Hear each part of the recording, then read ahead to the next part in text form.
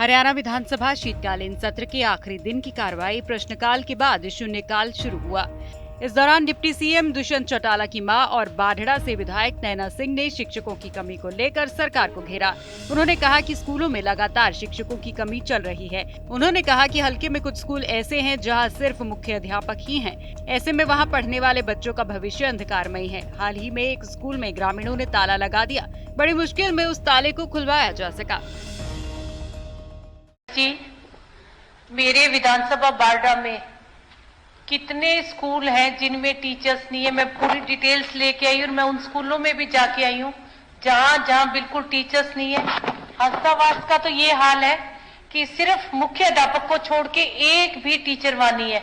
अभी पीछे ग्रामीणों ने स्कूल में ताला भी जड़ा था और बड़ी मुश्किल से स्कूल को खुलवाया है। दिल्ली में केंद्रीय गृह मंत्री अमित शाह ने जम्मू कश्मीर में विकासात्मक परियोजनाओं और सुरक्षा संबंधी मुद्दों पर एक उच्च स्तरीय बैठक की अध्यक्षता की। बैठक के दौरान गृह मंत्री ने जम्मू कश्मीर में सुरक्षा स्थिति को लेकर समीक्षा की और पाकिस्तान समर्थित आतंकियों का सफाया करने के लिए उठाए जाने वाले कदम पर चर्चा की। और गृह मंत्री अमित शाह ने घाटी में शांति बनाए रखने के लिए उठाए गए कदमों पर विस्तार से बातचीत की। साथ ही बैठक में केंद्र शासित प्रदेश में किए जा रहे विकास कार्यक्रमों पर भी चर्चा की गई।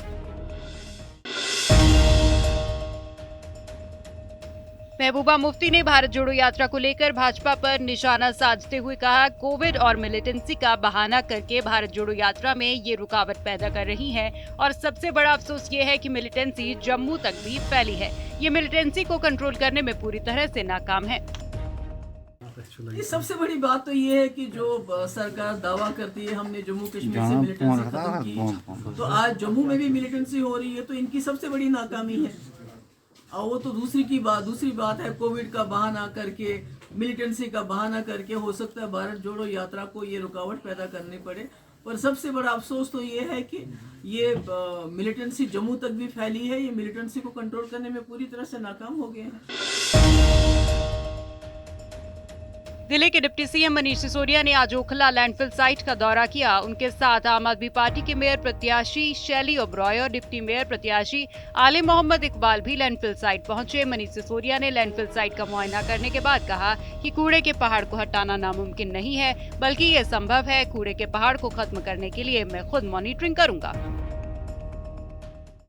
तो मैंने सबका मुआयना भी किया है, देखा है कि यहाँ जो एमसीडी ने अभी काम शुरू किया है हाल के महीनों में, उसमें और स्पीड अप किए जाने की ज़रूरत है और उसको लगभग इससे दोगुनी स्पीड पे अगर कर देंगे तो यहाँ ये खाली होने लगेगा और यहाँ पे आने वाला, गाजीपुर में जाने वाला और बरसवा में जाने वाला जो मोहल्लों से उठ के वेस्ट जा रहा है उसको भी रोकने की ज़रूरत है।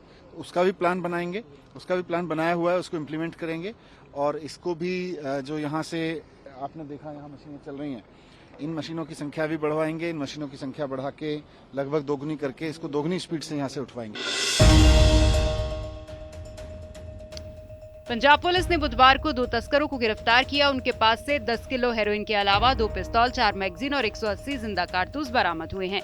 डीजीपी गौरव यादव ने बताया कि गिरफ्तार किए गए लोग पाकिस्तान स्थित उनके आका के संपर्क में थे।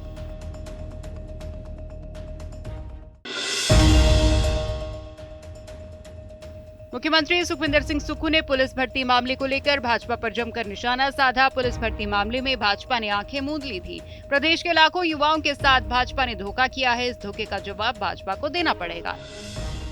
पर जून नहीं रेंग रही थी। उदाहरण एक सामने आया, पुलिस भर्ती पेपर हुआ, मामला पता लगा कि पुलिस भर्ती पेपर लीक हो चुका है। उससे पहले भी एक मामला सामने आया, विधानसभा के पटल पर हमारे सदस्यों ने आवाज उठाई कि पेपर लीक हो चुका है।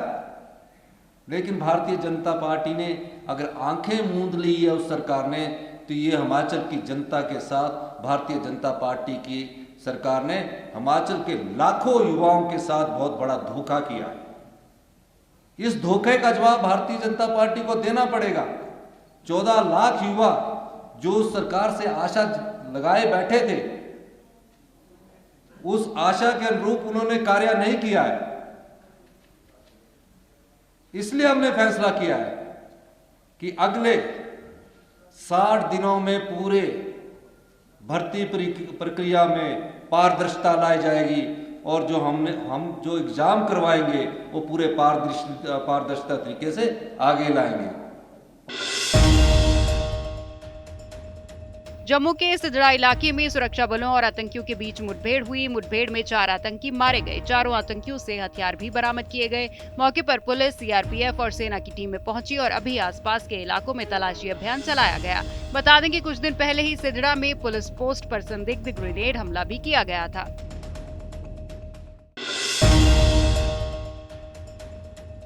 बीते दिन हरियाणा विधानसभा के शीतकालीन सत्र के दौरान सीएम मनोहर लाल और पूर्व सीएम भूपेंद्र सिंह हुड्डा आमने सामने हुए। हुड्डा ने तंज कसा कि सब कुछ पोर्टल पर चल रहा है तो सरकार व मंत्रियों की क्या जरूरत है। सीएम मनोहर लाल ने इसी पर पलटवार किया। उन्होंने कहा कि कुछ लोग कह रहे हैं कि सरकार पोर्टल पर चल रही है। उन्हें दर्द इसलिए हो रहा है क्योंकि जो उन्होंने भ्रष्टाचारियों की बड़ी फौज खड़ी की थी वो अब धीरे धीरे खत्म हो रही है।